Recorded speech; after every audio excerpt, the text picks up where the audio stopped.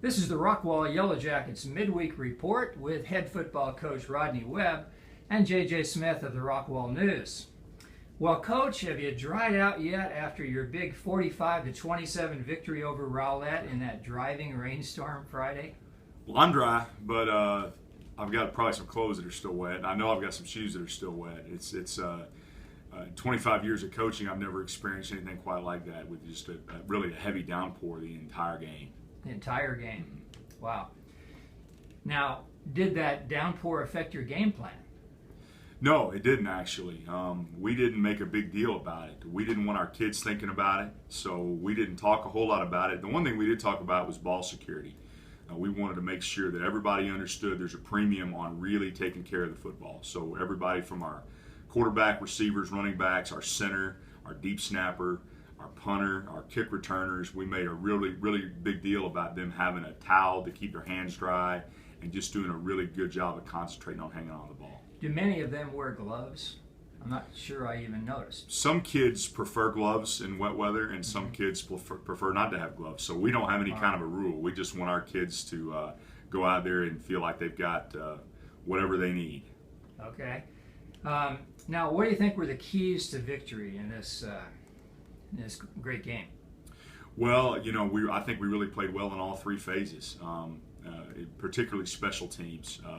You know, we blocked 2 punts, and then they mishandled the snap on a punt, and that was really, really late in the game. But you know, those were 3 special teams plays that really went in our favor. You know, I think we played really well defensively. We gave up a couple of big plays, but other than that, we really shut down the running game. And then offensively, we executed well all night, and we were really physical, and we did a great job of hanging on to the football. That's true. Well, I understand, speaking of the running game, that Caleb Broach had his best running game ever with 218 yards and 3 touchdowns. So has he offered to take you coaches and his offensive linemen to lunch yet? No, not yet. I'm not sure that his income level as a high school kid is really where it needs to be to do that. But no, he had a great game the other night. He's just really come on, and Caleb is a very invested player. He's had shown a very, very high level of commitment for 4 years, and this is something that means a lot to him. And for those players, if it means a lot to them this time of year, you normally see their best when their best is needed. Well, it was your 5th straight victory, so now you've taken over first place in District 11 6A. How does it feel for you and the team, especially after losing those first 3 games at the start of the season? And you were even on TV, Sunday night? Yeah. So that's always it's always good to get to promote our program anytime coaches and players have a chance to do something like that. But as far as how it feels, you know, we're 5-0 in district. All we've done is clinched a playoff spot. We haven't clinched a district championship. We haven't clinched the #1 seed, and those are really the biggest goals for the regular season. So I wish I could say it feels good, but I think that may be a question better asked next week, because if we take care of business Friday night, we're going to feel really good by next week. That's true. Well, we'll be sure and ask you that next week then. Now, after a driving rainstorm, were there any injuries that you need to report? Any major injuries? No, we're healthy. We came out of it totally healthy. I don't even think we even had a kid in the training room on Saturday morning. Oh, great, cool.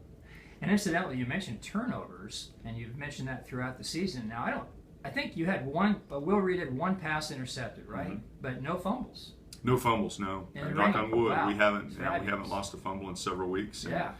They've been listening to you. A couple of interceptions, that's right. But we've really taken care of the turnover bugaboo up to this point. Great.